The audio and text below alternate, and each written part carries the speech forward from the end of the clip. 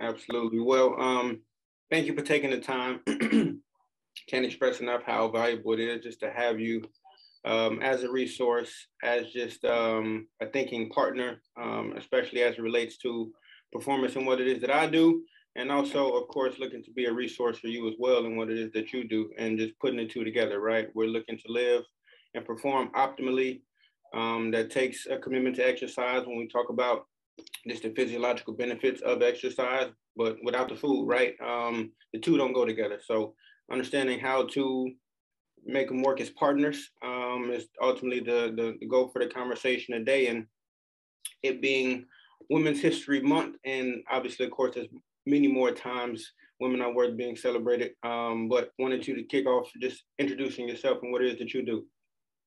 Definitely, yeah. Thank you. And I'm Addie Roberts. I'm a registered dietitian, and so I wear a lot of different hats. I am kind of in the sports world as well as a coach myself, but I'm primarily a dietitian talking to people one-on-one and in group settings about nutrition. So it's kind of what my day-to-day looks like, although it's kind of fluid on some days. Absolutely, yes.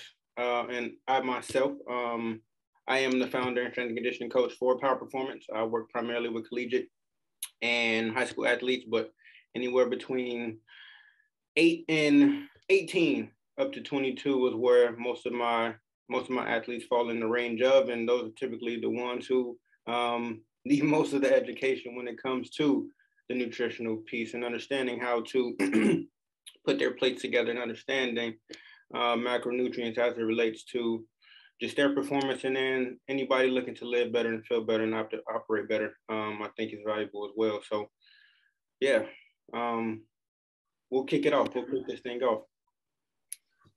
Yes, I know. So, yeah, I feel like the main part with intersecting these two worlds of sports performance and food is kind of the real life. What do I eat? How do I get better? Which is what most people want to know.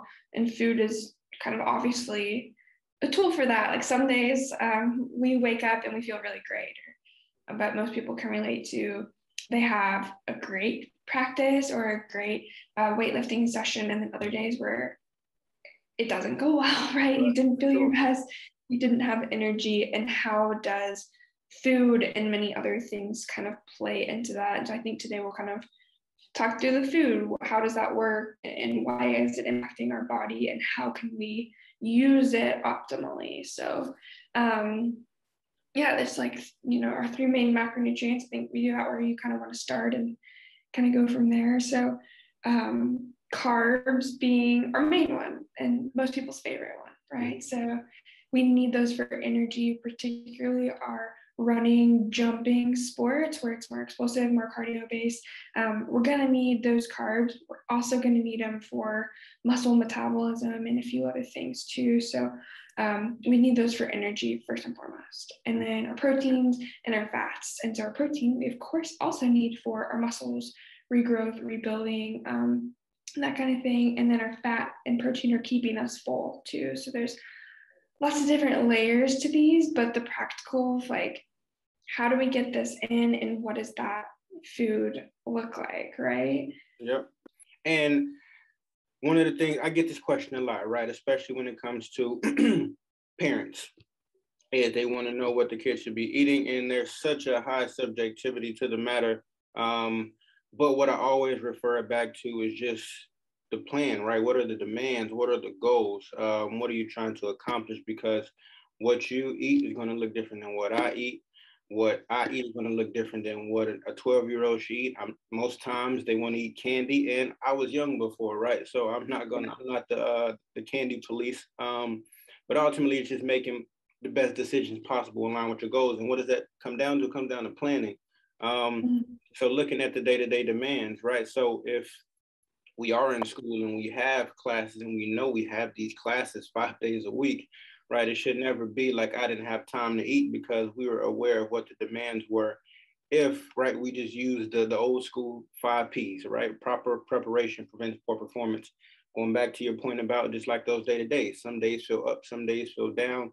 How do we match our days with our food? So I think would love to have just your insights on planning, right? So looking at just top to bottom, right, my meals and my snacks in between, what are some good things to have if I'm, let's say, a high school athlete that plays sports? Definitely. Yeah. So first and foremost, that three meals a day would be great. There's lots of info out there about time restricted eating or intermittent fasting. It's just like not going to be your best option if you're an athlete with strength and performance goals for the most part. And so 3 meals a day, breakfast, lunch, dinner. And so what might that look like? Some good things to consider would be protein. At least 20 grams of protein probably per those 3 meals, and then some most likely. But if you're getting at least that 20, that could be a good thing to shoot for, maybe up to 30 for people who are really focusing on that muscle training goal. So eggs going to be a really great thing in the morning, but we don't all have time to scramble eggs. And so egg cups, egg bites, things that you can get pre-made, even something like, a breakfast taco without all of the, you don't have to get it full of the unhealthy things, but you can get avocado on there for some healthy fat. You can have it in a tortilla for sure. And then that's kind of a balanced meal with your protein, your fat, and your carb. For lunch, sometimes lunch is provided for you, or if you didn't plan appropriately and didn't take something with you, you've got the pick of what to choose from. So thinking it in those 3 main macronutrient categories: carb, protein, fat. So if you're looking at your meal and it's chips and candy, whatever, those are both going to be our carb options and not going to give you the nutrients you need. So is there something available to you that you can choose that's going to be a high protein option? Let's do that.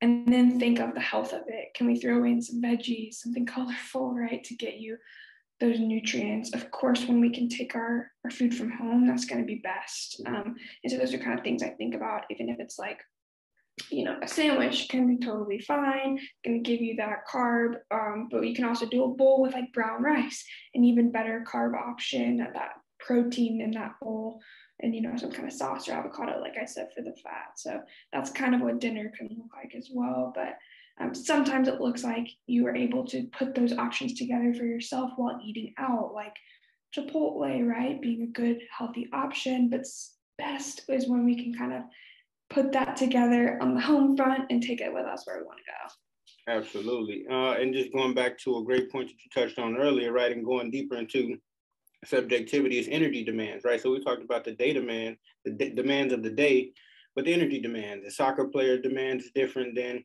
a basketball player, which is different than a football player, which is different than a marathon runner or a cyclist, right? So keeping that in mind too, when it comes to carbohydrate and fueling, right? The demands and energy demands of your sport or your day-to-day activity or leisure activity require something a little bit different too. So want to keep that in mind. Now we broke down just the general, right? The carbs, the proteins, the fats. Could you help us put together a plate? Like what does a general plate look like? Definitely. So, there's going to be good, better, best options. Our best options for, let's say, our carbs first are going to be things like whole grains. Some people respond with less inflammation to some gluten-free items. That's not always the case for people, but think things like brown rice, oatmeal, potatoes, right? These are all going to be more nutritious forms of our grains. Fruit being one of your best options with all of those vitamins. So I would say pick one of those. For this instance, let's pick potatoes. Let's say it's sweet potatoes. And so we've got some sweet potatoes in that bowl. Great, that's my carb. Now, where's my protein coming from? And so thinking of it in these categories, we could do chicken, right? We can do fish. We can do the ground turkey, ground beef, whatever that might be. So in this instance, let's just go with chicken, right? That's an easy one that people can have. Grilled chicken, baked chicken, chicken made on the stove. I'm putting that with my sweet potatoes as my protein option. In terms of how much for that, think of the palm of your hands, like a deck of cards high, is somewhere around 20 grams of protein, most likely. So you can go even a little bit bigger than that. But if it's smaller than that, you need more on your plate, right? And then our healthy fat option, which is sometimes built in. We cooked with the healthy fat of an olive oil but we could put avocado on there. If you like olives, right, you could put that on there, and we'll get some fat sometimes from our things like if you ate fish, that's got the fat built into. So there's that. And then what's missing? It's not a macronutrient, but it's going to provide those nutrients. It's going to be our vegetables. Mm-hmm. And so if we're making a bowl like that, we've got our sweet potatoes, our chicken, and then maybe you've got some broccoli, asparagus, zucchini, whatever it might be on the side, because that's going to provide things for muscle recovery and vitamins and lowering inflammation in ways that we don't necessarily get from our chicken, right? Yes, absolutely. And just thinking through it, right, I have a volleyball player actually who's committed to just veganism. So looking at some more of the plant-based options is what I would classify that is. How do I get my protein? Because that's typically where an athlete, especially with high demands, or anyone in general, can fall short of, is making sure they get enough protein. So what does the protein makeup or the plate look like for someone who's maybe vegetarian or vegan? Yeah, great idea. Yeah, I have a few clients myself who are vegan or vegetarian, and totally possible. And so typically what I say is you're going to get more of your protein from kind of carb sources, right? Our beans, our quinoa, things like this. And so if that's the case, then we don't necessarily have to have tons of other carbs on our plate to keep that blood sugar in balance. But if we have, some rice with our beans, that's going to be great. But we've got that combo carb protein coming from the beans. That's a great option. Or we can utilize quinoa and beans and get even double the protein coming from both of those. There's also really great vegan sources of protein like tofu, edamame, right? Soybeans, those being good options. Hummus. We'll get some protein from nuts and different things. It's primarily going to be our healthy fat. But again, great combo items to add in to like sneak in that protein wherever you can. If people really are on the strict vegan side, this wouldn't necessarily apply to them, but our vegetarians sometimes do eggs as well. So that can be a great source. And then there's several vegan protein powders out there as well. So lots of good brands, and we can throw out names if we want to, but that can be a really great option as like a snack or something going in a smoothie. That can be really great to kind of just get you to that protein goal. For sure. And to that point, if we do have any athletes, right, that do have any questions about supplementation, one, Addie and myself will come back and speak more on supplements. And if you have any questions, feel free to ask those, but that's definitely a valuable option as far as supplementation goes, which we can open the book on entirely. But getting back to those macros, I think one of the most least thought of, right, is the healthy fat options. And you spoke on it, like cooking with olive oils and things like that. We understand as an athlete, we need our carbs for energy in our brain. We need our protein for muscle building, right? But can you talk to us a little bit more about the value of just healthy fats and what they do in this process of performance?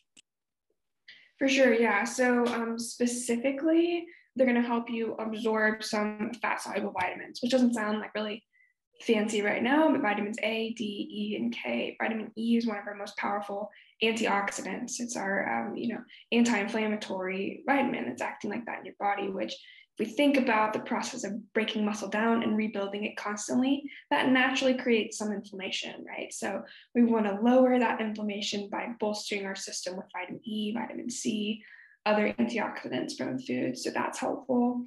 And then it's really important for our like heart health, our brain health, and our joint health. And so, there's lots of research that having high healthy fat diet can actually prevent things like, long-term cognition problems, things that occur in that way. So they can give you more energy to think. They can also help with joint health, like I said, so keeping everything where you not have any of those aches and those pains. And so they can be anti-inflammatory to help with that.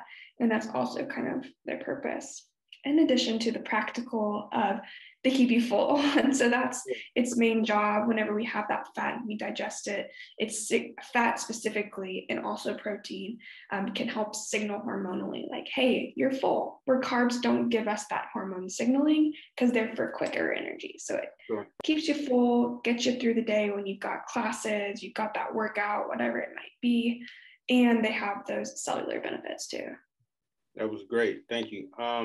And talked about olive oil. What are some other sources of getting like quality or healthy fats? Yeah, so olive oil and avocado oil are both going to be really good options. Good for cooking at high heat with our avocado oil. And then actual olives and actual avocados, right? So Right. go ahead, go to Chipotle, get that guac on the side, or add that to your breakfast tacos, throw it on a bowl. And then we've got our nuts and seeds too. So things like ground flax seeds or chia seeds or hemp seeds are great to add in smoothies or on top of, yogurt or something like that to give you even more healthy fat and fiber. And then of course, trail mix, hopefully one that's not like full of just chocolate, but it's got a lot of variety of nuts in there too. And it's going to get you that fullness and going to be a really great snack option too. Absolutely. And to that point, right, I'm a big fan of trail mixes. If you're looking at a performance improvement, right, dark chocolate has caffeine in it. So you do get a little caffeine if you're having some trail mix earlier in the day. So consider it a in between class snack option. And then another thing that I've recently discovered is I'm a big chocolate milk guy. I love chocolate milk, and Fairlife makes a milk with omegas and DHAs. So another option, a valuable option for getting those fats in. But yeah, that was huge. But just important things to consider, right, when it comes down to planning, and we mentioned it earlier, is what are the demands of your day? What are the energy demands of your day? And then really sporting demands, looking at seasons, right? If you're in season, it's going to look a little bit different than if you're out of season and you're training for the season. Post-season, full season, it's going to look a little bit different. So keeping that in mind, all in all, just to your goal requirements being the biggest glue or the priority too. But yeah, definitely huge. Any questions for me, Addie, from a performance standpoint? Yeah, like I think that maybe a question for you would be what, maybe we lay out like a different, not specific training plans and like workouts, but like sometimes you might be focused on more cardio, more strength, that you feel that's the case. And then we can maybe talk about our own experiences of like, how does your appetite change in those? And then what scientifically should we be doing from a food perspective?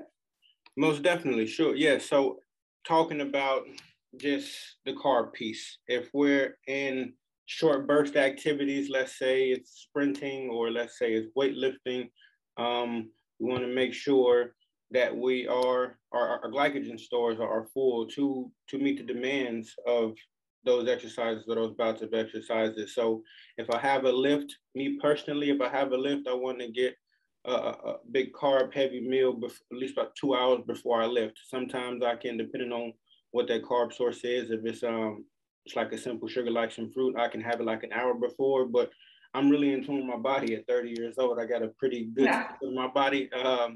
And some athletes find that out. Like I had guys that I played with that could not eat anything before workouts. So take time understanding your body, exploring what works, what doesn't. It's not the end of the world if you get like a little cramp. You just realize that, hey, I shouldn't be having raisins or an apple before my workout. But have a carb heavy meal, especially if I want to lift heavy, if I want to move a little weight, 2 hours before. And then I'll typically have like some branched chain amino acids like 30 minutes before my workout and after my workout. Running, I typically don't have anything. I make sure I stay hydrated. But during like sprints or during short distance runs, I typically don't have anything before because it's a lot of moving around in the stomach, much more so than my lifting session. So that's typically how I operate. Always, I make sure I definitely dedicate time to the recovery piece and bouncing back. So branched chain amino acids again are part of my post sprint work because it is similar to just resistance training in that sense, comparative to being a long distance where you're using more fat as a fuel for long distance cardio or conditioning. So that's how I line mine up. Yeah, no, I think that's like brings up a good point too, that everyone is different. So like we of course know that like, what carbs do, what protein does, and what fat does, that's pretty firm. but how it looks in your day can be so different. And I have some people I see who, like you said, can't eat anything before a workout, and that works best for them.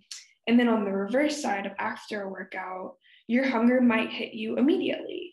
Some people after and we're talking like a game, right? Or a big workout like that, you're burning a lot. That might catch up to you immediately. Some people, it's not till the next day when they're starving, right? And so knowing your own patterns, like, can you get that good meal in right after if you know that hunger is going to hit you that evening? Or does it look like actually fueling a little bit more the next day to continue to recover, right?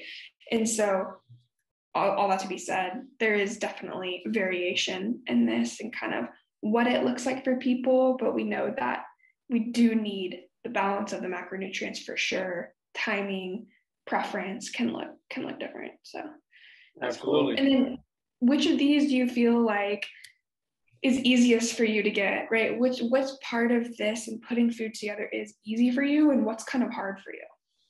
Great question. That's actually something I wanted to touch on with you about, is talking just about, and it's typically called quote unquote body types. But I look more of it as energy users, right? What's your energy type? I'm an ectomorph.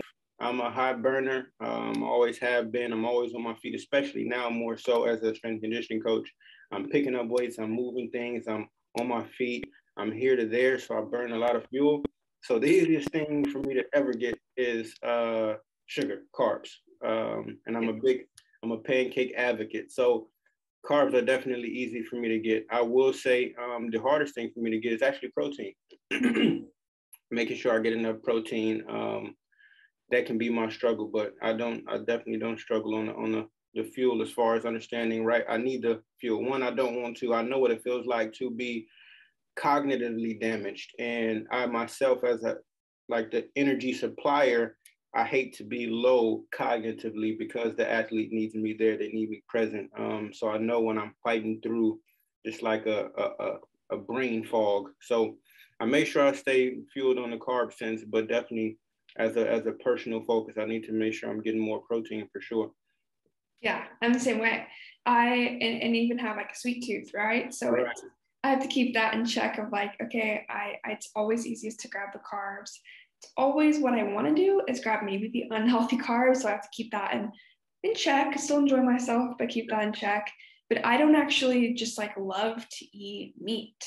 And so I prefer to get, fish or eggs kind of as my main source. And then I do rely on like protein powder because it's hard for me to get that protein in. So on some good days, I keep it balanced. I really prioritize my protein. But I have found the same thing. If I ever try to go lower in carbs than feels intuitive, with the caveat being, what I want to eat is probably too many carbs. But when I try to eat a healthy amount of carbs, I feel good. If I try to go lower than that healthy amount, I don't even have the energy to work out, right? And then that defeats the whole purpose of like, well, if I'm trying to live an active lifestyle and I don't even have the energy to work out, it's so much healthier for me to just eat the carbs so that I have the energy to work out and move. And so it's kind of a sliding scale of like, how much is too much and how little is too little. But like you said, you kind of learn yourself over the years, and if you start paying attention, I know that everyone can kind of tune into those signals too. That's it. And I'm glad you mentioned that. Is one of the biggest words for me, and I mention it often with my athletes, is intention. Being intentional about the process, understanding that there's no perfect process. There's no perfect process. I'll say it again, there's no perfect process. It's just exploring what works for you, right? Especially when it comes to what somebody else is doing, so you get caught up in comparison, the overflow of information. So you're just paralysis by analysis. Is just, hey, you have the tools. We're here to provide you with the tools. Actively apply what it is that we learn, and you may find in the process that, hey, my demands are a little bit different than this person's demands. And then what this person can eat is a little bit different than what I can eat.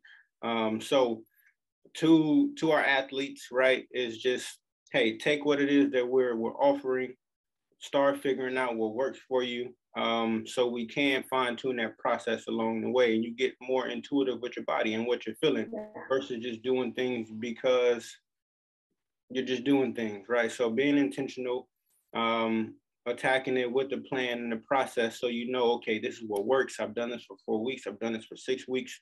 I've did X, Y, Z within this amount of time, and we can track that, right? We can measure that. We can adjust that versus every day being haphazard, or up and down. So that would be really, like, to your point, my takeaway is, hey, try it, right? Try it so we can come back to the table and talk about what works and what doesn't.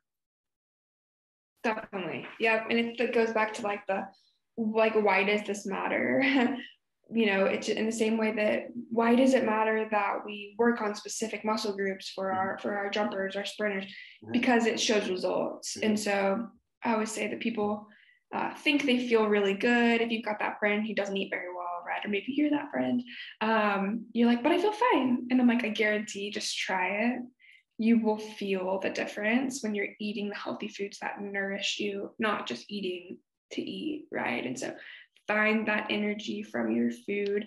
You'll see better recovery, better results over that 4-6 week window, like you said too. So it's like, this stuff does matter. You just might not have seen the results yet, for sure. I know I didn't care about this when I was younger, and I always talk to my athletes about that too. It's like, I wished I put a little bit more emphasis on this. Sure. We could probably both say the same thing. Yeah, and to that point though, it's and I'm sure you can say the same, is information wasn't so readily available for us, right? So we had to climb mountaintops to speak with the great guru to get information, and I just over exaggerate just the process. It took time, right? So we have more information available. You and I come together to the table to offer this information, right? So it's no more the excuse of, hey, I wasn't aware, right? So we pretty much slide that excuse from under their feet. But yeah, so the stuff that we do know now, we wish we could have done. And that's why we're here to pay it forward and pay it to our athletes so they can be better than what we were at that time. So that's definitely why Midas and Wire is important, for sure.